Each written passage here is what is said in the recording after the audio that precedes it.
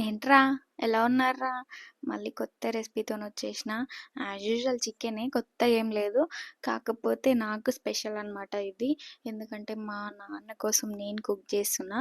అందుకని చెప్పేసి ఎంతమందికి అంటే పెళ్ళికి ముందు వేరేలా ఉంటది కదా లైఫ్. పెళ్ళైన తర్వాత ఫుల్ ఆఫ్ ఎమోషన్స్. మన పేరెంట్స్ ఇంటికే మనమే గెస్ట్‌లాగా ఎళ్ళడం.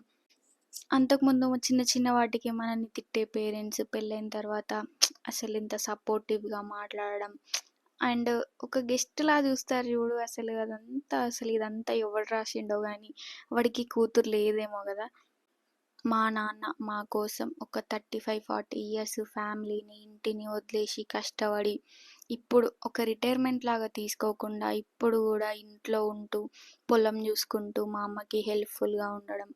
మా కోసం ఇంత కష్టపడి ఇన్ని చేసిన మా నాన్నకి ఏం చెప్పలేం మేము. ఎన్ని సాక్రిఫైస్ చేసిర్రో మా అమ్మ, నాన్న మా కోసం వాళ్ళ లైఫ్ అంతా. థాంక్స్ ఫర్ ఎవ్రీథింగ్ అమ్మ, నాన్న.